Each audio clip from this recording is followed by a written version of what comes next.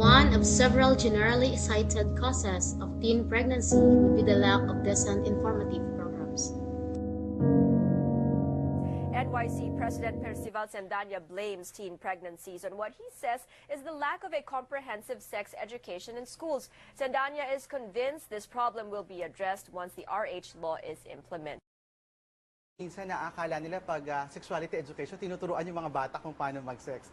Kundi ito ay tinuturuan sila tungkol sa kanilang katawan at yung mga pababagong nangyayari. Opo. Minsan kasi, hindi naman lagi na pag-uusapan sa pamilya o hindi lagi na pag-uusapan sa komunidad, bakit nagbabago yung katawan at ano yung pwedeng maging implikasyon dahil nagbabago na yung katawan ng isang kabataan. So, sexuality education is also about understanding the bodies of young people. Kasi ito yung panahon sa edad natin, nung teenagers tayo, ito yung pinakamarami nagbabago sa katawan natin, both physical and emotional. So siguro mahalaga na pag-aralan at maintindihan nila na pag nagbago yung katawan, may mga mangyayari, may mga implikasyon yung gagawin nila na makaka-apekto sa buhay nila, tulad ng pagbubuntis, for example.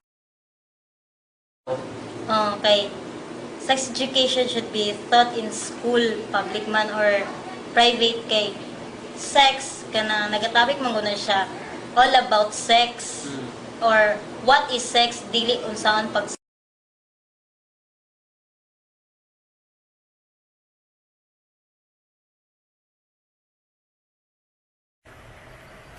Bishop Deogracias Iniguez of the Catholic Bishops' Conference of the Philippines, for his part, doubts the RH law will solve the problem of teen pregnancies. Itong nangyayari sa ating mga teenagers, no, ay resulta nitong pagbaba ng moral quality natin. Itong RH bill sa pananaw din ng Catholic Church ay hindi solusyon para sa problema natin ito tungkol sa ating mga teenagers ngayon. On the contrary, itong RH bill, itong RH Act ay maaring maka-encourage pa no, doon sa pagpapatuloy itong malungkot na sitwasyon.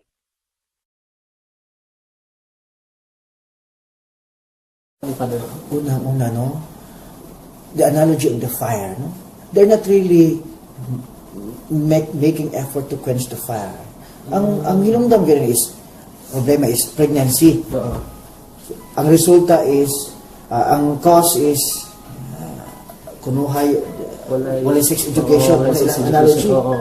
But how far can you assume or can we assure na kung will learn siya about sexual education, di siya mabuntis, ang gikon na gitulo na is how to prevent pregnancies, but the fact is, the act na man gihapon, maglikay lang.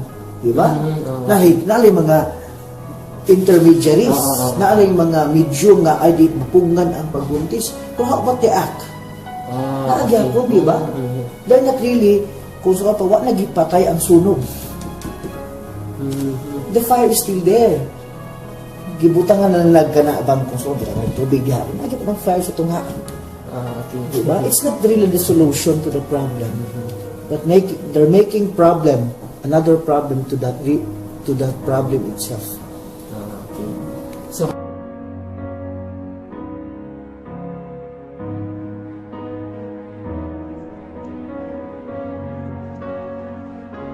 Many youth become pregnant due to sexual assault or rape.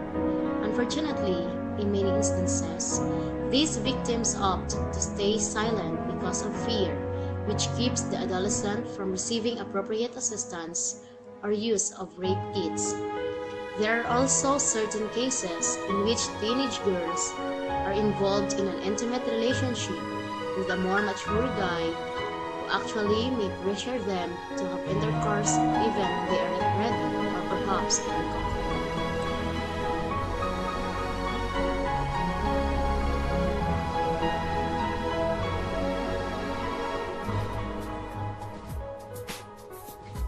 Research has shown that teen pregnancy likely happens in indigent metropolitan areas or towns.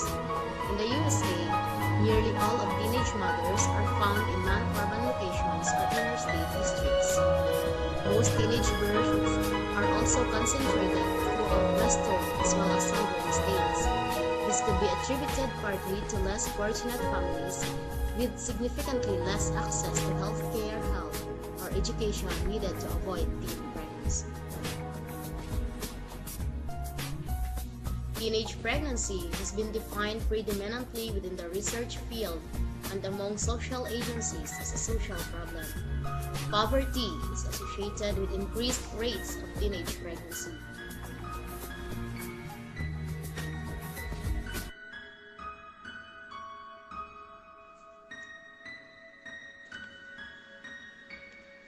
In many different substandard countries, girls may enter into matrimony even at a very early age. These girls frequently end up having offspring quickly.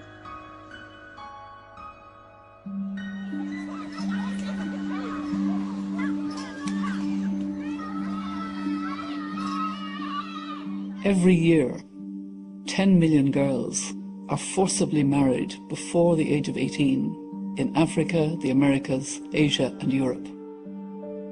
That is something like 25,000 girls every day. People don't seem to talk much about child brides. Perhaps it is seen as a family issue and not a public one, or a cultural issue and not one of human rights. But I cannot stay silent. This is a grave human rights issue, but it's also a development issue. How can you improve girls' education when they're taken out of school to be married? How can you reduce maternal or child mortality when girls are giving birth at 12 or 13? How can you reduce poverty when child marriage perpetuates poverty?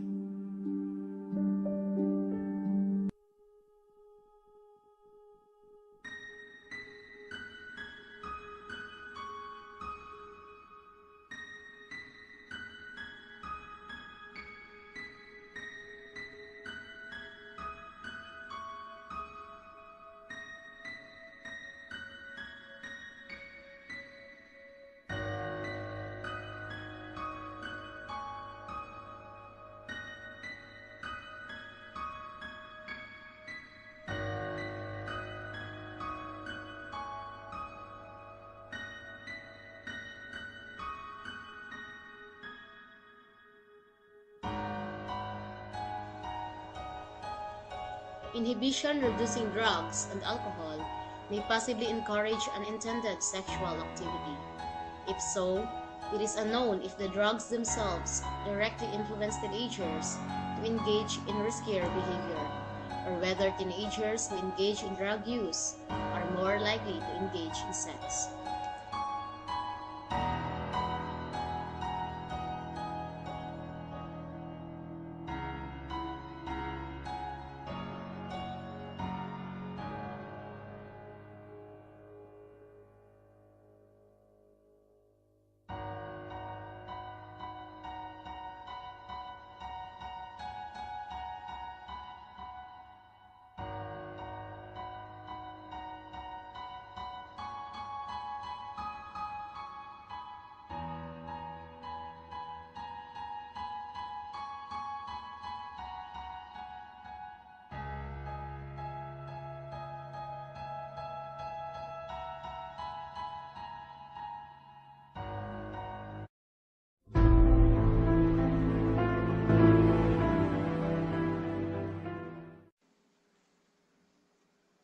Low self-esteem is among the causes of teen pregnancy.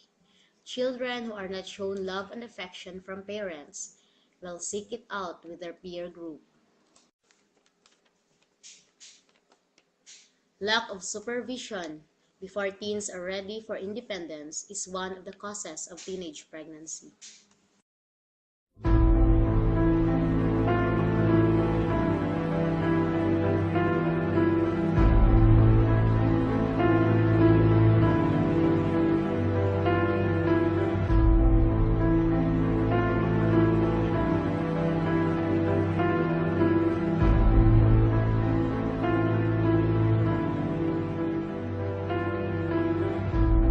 Delay ko ano niya. By that time, kanang naglayas po ko sa akong family ato ba, ay sa ko ang brother mo ko nakikuit sa Manila, may naglayas ko, nagbaling ko balay kay kanang nami differences sa ko ang hipag. Siguro, isa po siguro sa dahilan na may nga to kay rebelde, murag ano, sa Sa ginikanan, mura o kulang sa pag... Yung mga anak. Sometimes, we see the children as they are today because of the irresponsibility from the parents themselves.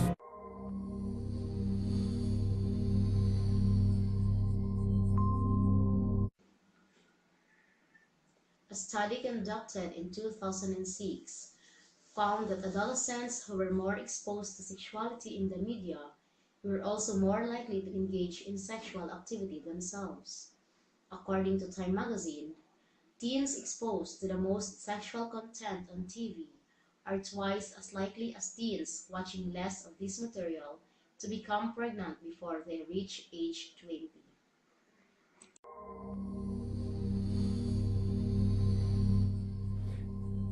This is, based on national data, the average 24-hour time use of 8 to 18-year-olds in the U.S. And if you look at it, it looks pretty varied until you break it down by type of behavior. And you see that over two-thirds of all movie dramas portray sex, usually initiated by the male.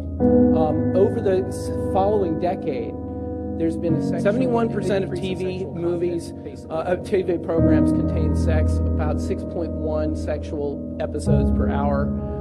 Teen-directed shows in particular have a great deal of sexual talk, behavior, and even implied or portrayed.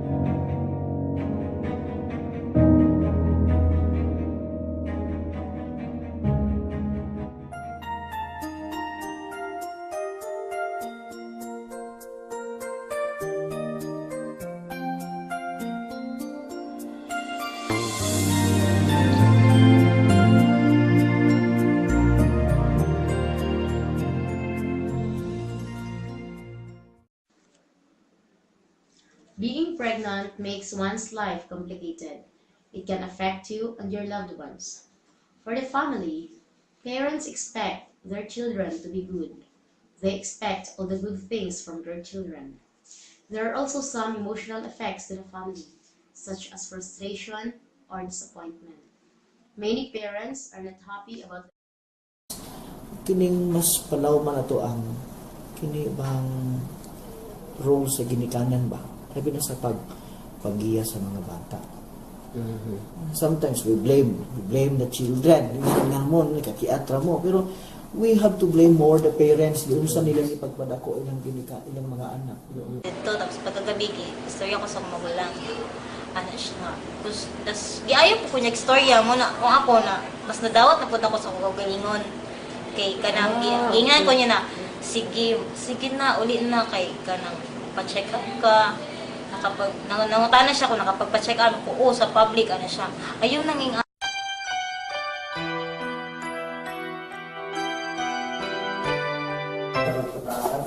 It depends, no? It depends, no? Because economy depends on the strength of per capita maybe na no kung sa kuan, no? Kung ang